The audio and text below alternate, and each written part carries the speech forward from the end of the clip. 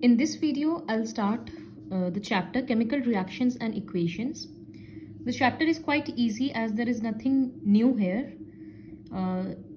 You'll just get to revise all the things that we have learned in class 7 and 8 regarding chemical reactions. So, what are chemical reactions?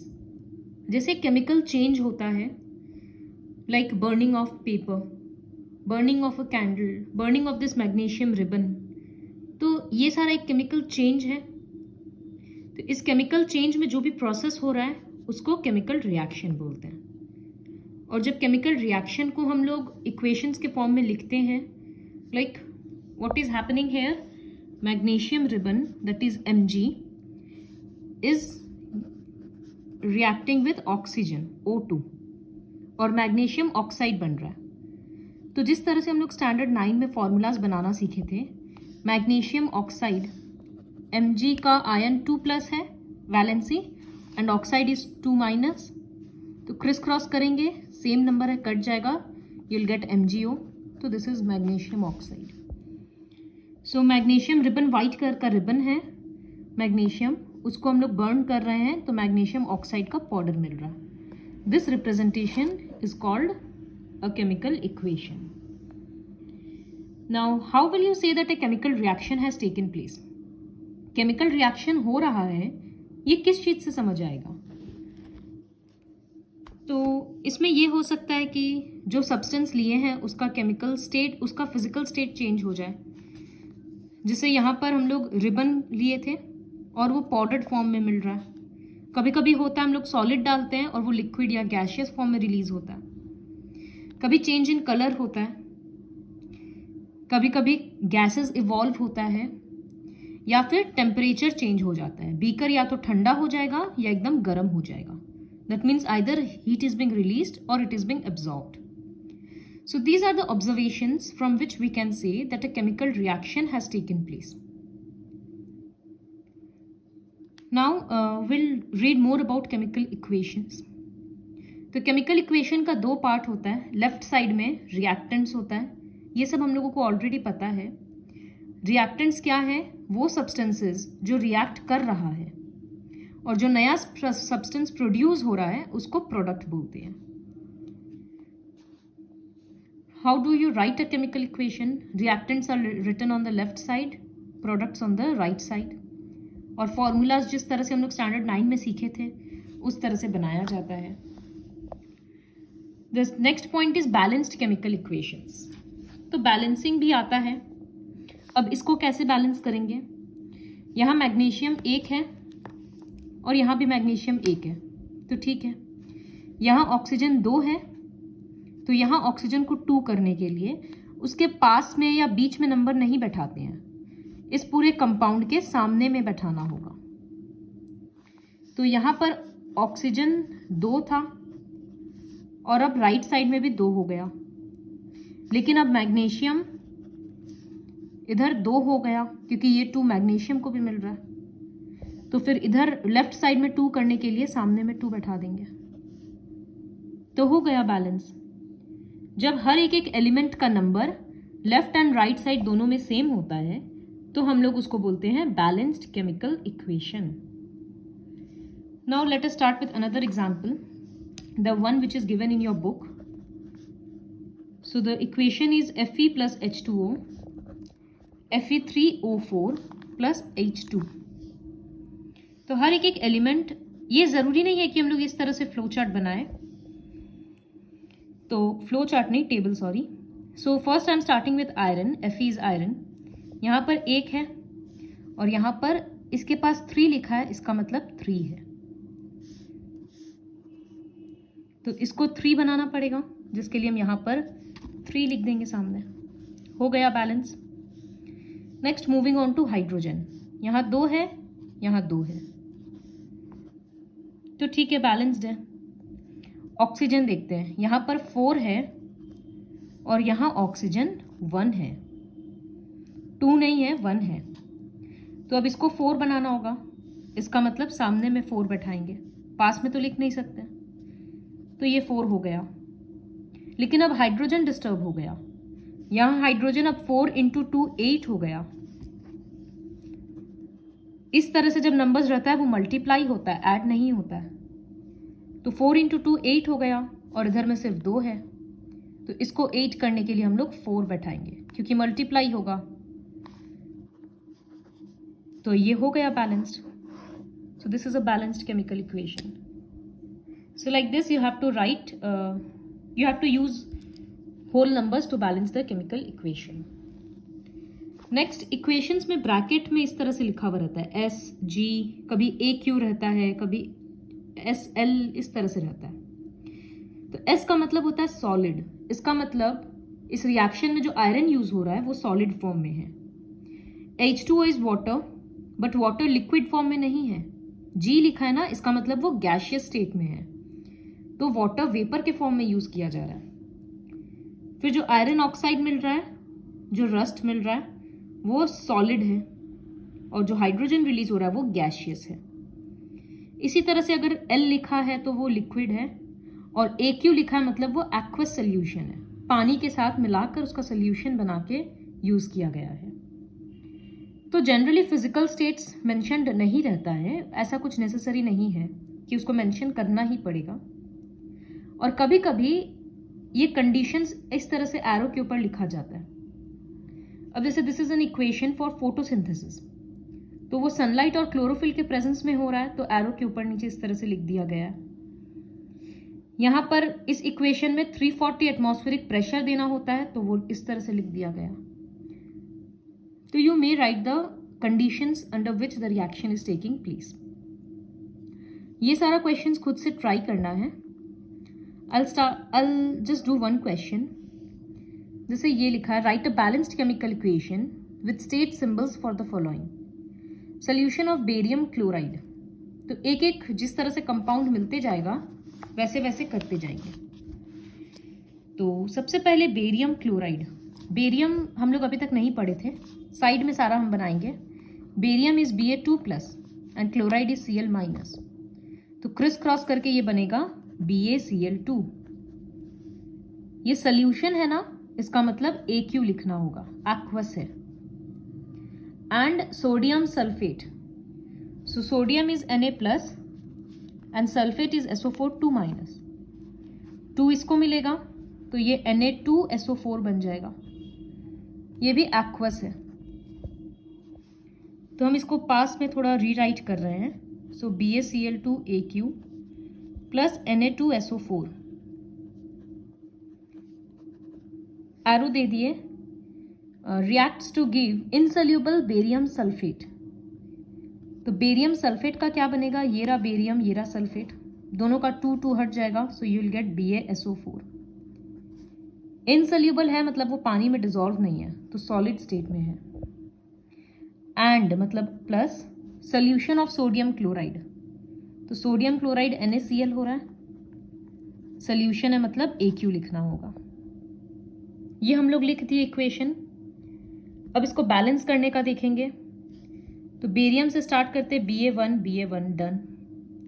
Cl यहाँ पर 2 है, यहाँ पर 1 है, तो सामने में 2 लगाना होगा। सोडियम 2 है, यहाँ भी 2 है, and there is 1 sulphate, here is also 1 sulphate. So this is the balanced chemical equation along with the physical states. Like this you have to write all the equations. Now we'll read about the types of chemical reactions. बहुत details में हम नहीं बोलेंगे क्योंकि ये सारा हम लोग ऑलरेडी क्लास 7 में पढ़ चुके हैं। जहां पर 2 या 2 से ज्यादा सब्सटेंस कंबाइन करके एक सिंगल प्रोडक्ट देता है उसको हम लोग कॉम्बिनेशन रिएक्शन बोलते हैं। यहाँ पर ये एग्जाम्पल लर्न करना होगा। कैल्शियम ऑक्साइड का कॉमन नेम होता है क्विकलाइन, उसको पानी में डालते हैं, दैट इज H2O, तो कैल्शियम हाइड्रोक्साइड बनता है जिसका कॉमन नेम है स्लेक्ड लाइम। तो 2 रिएक्टेंट कंबाइन करके एक सिंगल प्रोडक्ट दे रहा है, उसको कॉम्बिनेशन रिएक्शन बोलते हैं। तो इसमें जनरली लर्न क्या करना होता है, कॉम्बिनेशन रिएक्शन का डेफिनेशन और उसका एग्जाम्पल। इसी तरह से और भी है, कोल बर्न कर रहे हैं तो carbon is reacting in presence of oxygen और मिल रहा है कार्बन डाइऑक्साइड, फिर वाटर का फॉर्मेशन, ये सब कुछ कॉम्बिनेशन रिएक्शंस का एग्जाम्पल है। बट जैसा कि हम पहले बताए थे रिएक्शंस में कभी कभी क्या होता है, हीट रिलीज होता है, तो उसको बोलते हैं एक्सोथर्मिक रिएक्शन। और कभी कभी हीट एब्जॉर्ब होता है, तो उसको बोलते हैं एंडोथर्मिक रिएक्शंस। तो what is an example, give one example of exothermic. जैसे यहाँ पर नेचुरल गैस को बर्न कर रहे हैं, तो मीथेन को नेचुरल गैस बोलते हैं, that is CH4 plus O2। CO2 और वाटर वेपर निकल रहा है और इस प्रोसेस से एनर्जी मिलता है। किसी भी फ्यूल को बर्न करने का एग्जाम्पल किसी भी फ्यूल को बर्न करना एक्सोथर्मिक रिएक्शन का एग्जाम्पल होता है। ये क्वेश्चन एक्सरसाइज में भी है, that why is respiration called an exothermic process. तो रेस्पिरेशन के टाइम पे एक्चुअली क्या होता है, बॉडी में जो ग्लूकोज है, रेस्पिरेशन में ये ग्लूकोज ऑक्सीजन के साथ रिएक्ट करता है और कार्बन डाइऑक्साइड, वाटर और एनर्जी रिलीज करता है। इसको बैलेंस करेंगे तो इस तरह से होता है। तो इस प्रोसेस में एनर्जी रिलीज हो रहा है ना, therefore respiration is an exothermic process. यही बात पूरा डिटेल्स में यहां पर लिखा हुआ है कि जो भी हम लोग कार्बोहाइड्रेट खाए, राइस, पोटैटो, ब्रेड, ये सब चीज वो बॉडी में डाइजेस्ट हो गया और ग्लूकोज के फॉर्म में रह गया। अब जो हम लोग ऑक्सीजन ले रहे हैं वो ग्लूकोज के साथ रिएक्ट कर रहा है और एनर्जी प्रोवाइड कर रहा है। ये रहा रिएक्शन, इसीलिए एक्सोथर्मिक बोलते हैं। इसी तरह से वेजिटेबल मैटर का डिकम्पोज होना भी एक्सोथर्मिक रिएक्शन है। तो एंडोथर्मिक क्या होता है, ठीक इसका ऑपोजिट। एक एग्जाम्पल अगर देंगे तो इसी रिएक्शन का रिवर्स, प्लांट्स कार्बन डाइऑक्साइड और वाटर कंबाइन करता है in presence of sunlight and chlorophyll. क्या मिलता है उससे, ग्लूकोज और ऑक्सीजन। तो वो एनर्जी ले रहा है सनलाइट के फॉर्म में, so energy is being used, therefore photosynthesis is an example of endothermic reaction. Photosynthesis endothermic होता है। Likewise, you can Google another examples of endothermic because you have to learn 2 examples. Exothermic और endothermic का दो example learn करना है. Moving on to the next reaction, which is decomposition reaction. Decomposition हम लोगों को पता है, when a single substance breaks down to produce several products. एक substance break होकर अलग अलग product देता है, तो उसको decomposition reaction बोलते हैं. अब यहां जो 3 रिएक्शन दिया है डिकम्पोजिशन का, तीनों रिएक्शन बहुत इंपॉर्टेंट है और वो तीनों लर्न करना है। किस तरह से? So first example is ferrous sulphate.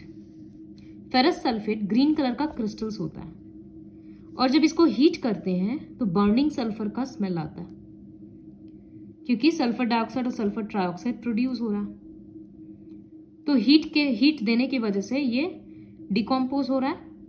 इसको बोला जाता है thermal decomposition. See it is written ferrous sulphate crystals, जिसको एक्चुअली में लिखा जाता है FeSO4.7H2O। सो ये जो .7H2O है ना, इसी की वजह से ये ग्रीन कलर का रहता है।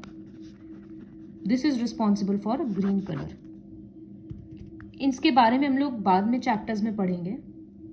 तो जब हम लोग हीट करते हैं तो 7H2O एवापोरेट हो जाता है, क्योंकि वो तो वाटर है, और इसी की वजह से फेरस सल्फेट का कलर ग्रीन हट जाता है। फिर ये धीरे धीरे डिकम्पोज हो जाता है into ferric oxide plus sulphur dioxide plus sulphur trioxide. इसी तरह से कैल्शियम कार्बोनेट, इसको हीट देने से ये कैल्शियम ऑक्साइड और CO2 में ब्रेक हो जाता है। तो इस तरह का रिएक्शंस को थर्मल डिकम्पोजिशन बोलते हैं, क्योंकि हीट देने की वजह से हो रहा है।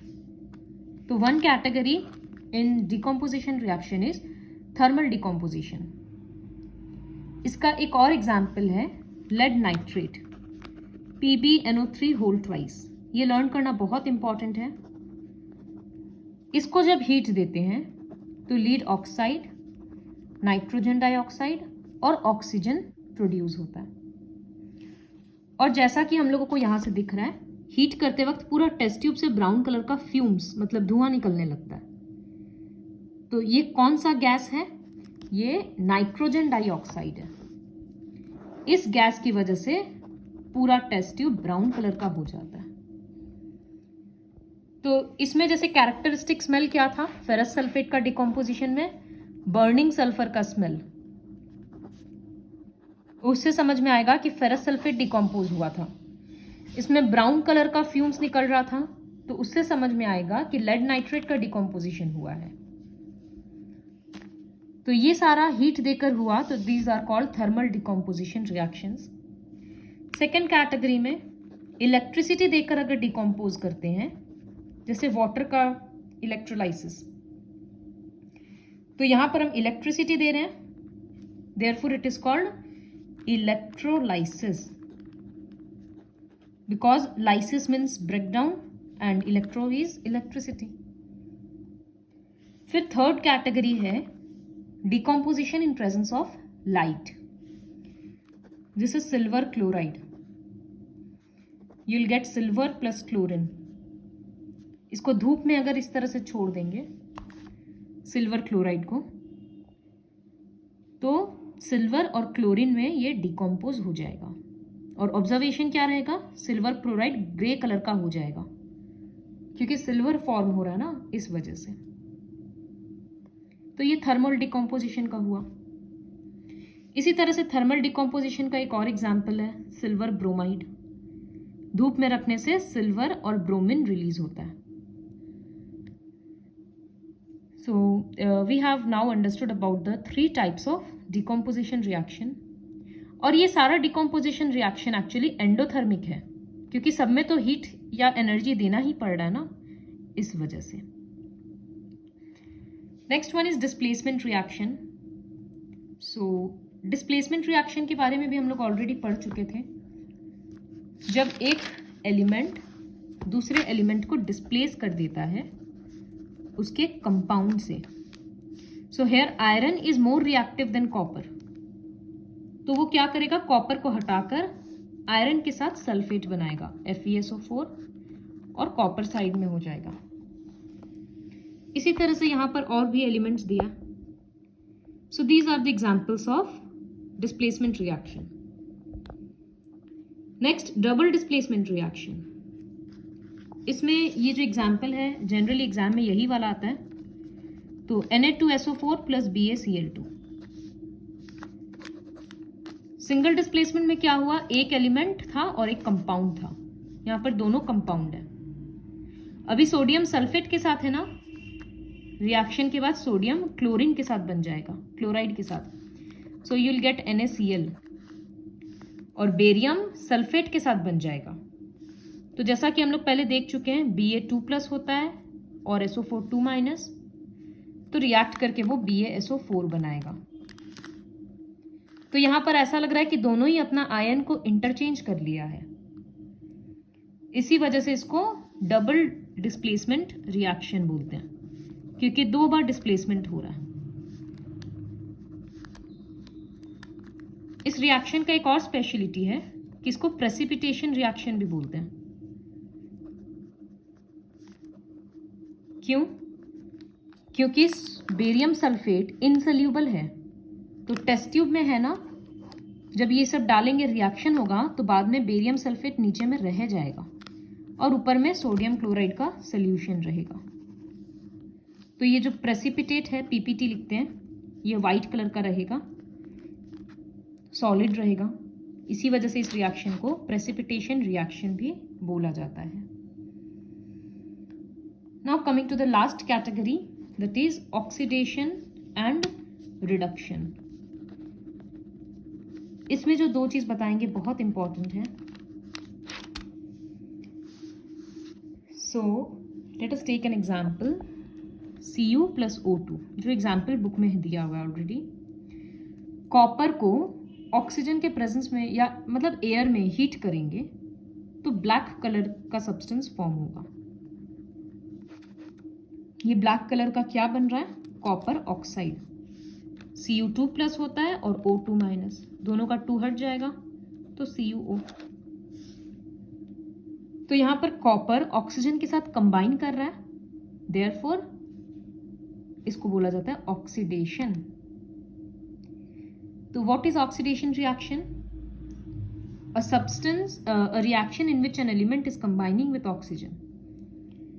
और अगर कोई चीज ऑक्सीजन हाइड्रोजन के साथ कंबाइन करता है या ऑक्सीजन लूज करता है तब उसको रिडक्शन रिएक्शन बोलते हैं।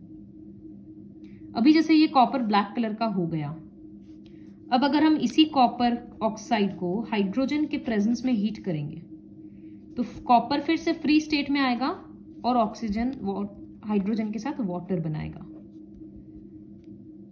तो यहां पर Cu के साथ पहले ऑक्सीजन था, अभी नहीं है, तो इसको बोलते हैं रिडक्शन,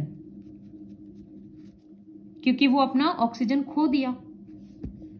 और यहां हाइड्रोजन को ऑक्सीजन मिल गया तो इसको बोला जाता है ऑक्सीडेशन। और इस तरह के रिएक्शंस को रेडॉक्स रिएक्शंस बोलते हैं। रिडक्शन और ऑक्सीडेशन से रेडॉक्स। इसी तरह से और एग्जांपल्स, एक और एग्जांपल से हम समझाते हैं। Suppose ZnO plus carbon, you'll get zinc plus carbon monoxide. तो इसमें रिडक्शन कहाँ हुआ? यहां पर, क्योंकि जिंक ऑक्साइड था, अब O हट गया और कार्बन को ऑक्सीजन मिल गया, तो ये हो गया oxidation. So this reaction is called redox reaction. यहां पर दो चीज बुक में अभी नहीं है लेकिन एक्सरसाइज में आता है, reducing agent and oxidising agent. So what is reducing agent? वो सब्सटेंस जो रिडक्शन में हेल्प किया। तो यहां पर जिंक ऑक्साइड अपना ऑक्सीजन खो रहा है ना ताकि कार्बन को मिले, तो रिड्यूसिंग एजेंट क्या होगा? Zinc oxide. एजेंट मतलब जो काम करवा रहा है, तो यहां पर ऑक्सीजन तो वही अपना दे रहा है। ऑक्सीडाइजिंग एजेंट क्या होगा? सॉरी, ये ऑक्सीडाइजिंग एजेंट होगा, बिकॉज ये ऑक्सीजन देकर ऑक्सीडेशन में हेल्प करवा रहा है और खुद रिड्यूस हो रहा है। और रिड्यूसिंग एजेंट मतलब जो खुद ऑक्सीजन ले रहा है तो रिडक्शन में हेल्प कर रहा है, क्योंकि खुद तो वो ऑक्सीडाइज हो गया। Therefore carbon is called reducing agent. तो बहुत बार इक्वेशंस दे देता है and you have to identify the reducing and the oxidising agents. Now moving on to the next topic, corrosion. I won't say much about this because corrosion के बारे में पता है क्या होता है। वो कोई भी मेटल जब मॉइस्चर के साथ या ऑक्सीजन के साथ, किसी एसिड के साथ या किसी भी चीज के साथ रिएक्ट करता है और वो कॉरोड हो जाता है, डिग्रेड हो जाता है, तो उसको कॉरोजन बोलते हैं। जैसे कि हम लोगों को आयरन का पता है, Fe+O2 Fe3O4 बनता है, ये ब्राउन कलर का रस्ट है, तो ये कॉरोजन है, जिसको हिंदी में बोलते हैं जंग लगना। फिर कॉपर कॉरोड होता है। सिल्वर आर्टिकल्स हम लोग देखे हैं, ब्लैक कलर का हो जाता है क्योंकि वो एटमॉस्फेयर में प्रेजेंट सल्फर के साथ रिएक्ट करता है। इसी तरह से कॉपर का आइटम्स ग्रीन हो जाता है। So these are all examples of corrosion. इसकी वजह से बहुत लॉस होता है। मेटल का जो भी इक्विपमेंट्स होता है वो धीरे धीरे खराब होने लगता है, ब्रिजेस वगैरह खराब होकर वीक हो जाता है फिर। तो कॉरोजन प्रिवेंट करने का भी टेक्निक्स है, बट इन सब के बारे में बाद में पढ़ेंगे। एक दो टेक्निक तो पता है, पेंट कर देना या ग्रीस लगाना। The last topic of the chapter is rancidity. Rancidity के बारे में भी पहले पढ़ा हुआ है। कोई भी फूड प्रोडक्ट्स में जब फैट्स या ऑयल्स रहता है तो वो ऑक्सीजन के साथ रिएक्ट करता है और हार्मफुल सब्सटेंसेस प्रोड्यूस करता है, जिसकी वजह से क्या हो जाता है, खाना का स्मेल, उसका टेस्ट, ये सब चीज़ बदल जाता है। तो उसको बोलते हैं that the food has gone rancid and the process is called rancidity। तो इसी वजह से लेज वगैरह के पैकेट्स में नाइट्रोजन गैस भर दिया जाता है। ताकि जो चिप्स का फैट्स और ऑयल्स है वो ऑक्सीजन के कांटेक्ट में नहीं आ पाए। या किसी भी फूड सब्सटेंस को एयर टाइट कंटेनर्स में हम लोग स्टोर करते हैं ताकि अंदर हवा नहीं जाएगा तो ऑक्सीजन नहीं जाएगा। सो this is all that we have to learn in chapter 1.